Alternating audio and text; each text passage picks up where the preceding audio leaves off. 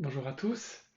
Si vous me suivez sur ma page Facebook ou dans d'autres groupes Facebook, vous avez vraisemblablement entendu parler de communication non violente.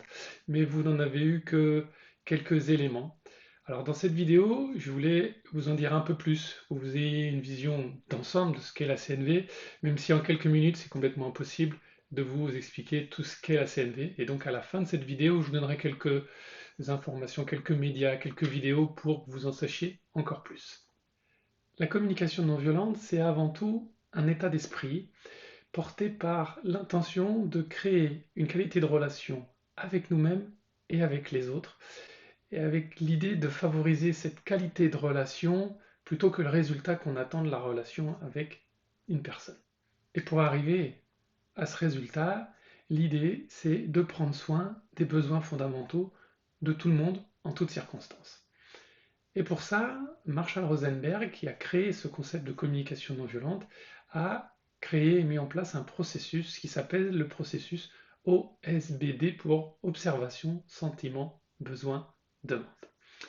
Le processus de communication non violente nous permet d'être davantage conscients de nos ressentis et d'accueillir et de gérer nos émotions afin de nous relier à nos besoins, nos valeurs, nos motivations qui se cachent derrière nos émotions. Et la CNV nous invite à changer de paradigme pour passer du paradigme chacal, c'est son nom en communication non violente, qui est le paradigme dans lequel la plupart d'entre nous on vit depuis qu'on est tout petit, celui qu'on a appris depuis qu'on est tout petit, et qui est essentiellement basé sur les jugements, les évaluations, l'interprétation du monde dans lequel on vit et des personnes qui constituent le monde dans lequel on vit.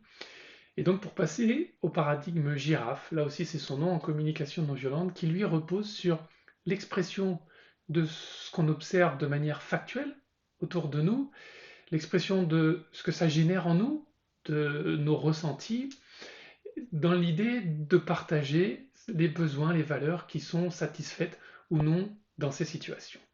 La CNV nous invite aussi à porter notre attention sur les autres et à décoder leurs messages, à traduire leurs jugements pour vraiment comprendre ce qu'ils vivent au plus profond d'eux-mêmes en toutes circonstances. Et grâce à ça, la CNV devient vraiment un outil pour prendre soin des relations, pour fluidifier le dialogue qu'on peut avoir avec les autres et apporte vraiment énormément de sérénité dans les relations qu'on peut avoir avec nous-mêmes et avec les autres. Si vous voulez en savoir plus sur la communication non violente, je vous invite à aller jeter un œil à une autre vidéo un petit peu plus longue que j'ai faite et qui est disponible sur ma chaîne YouTube.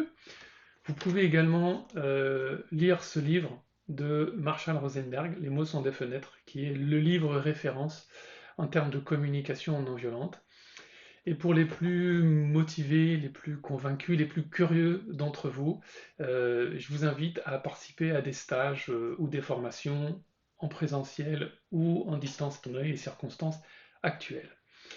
Et si vous avez des doutes, des commentaires, des questions, des interrogations diverses et variées, je vous invite vraiment à les écrire dans les commentaires. Je serai très très ravi d'échanger avec vous et d'y répondre. Et sinon, je vous dis à très vite.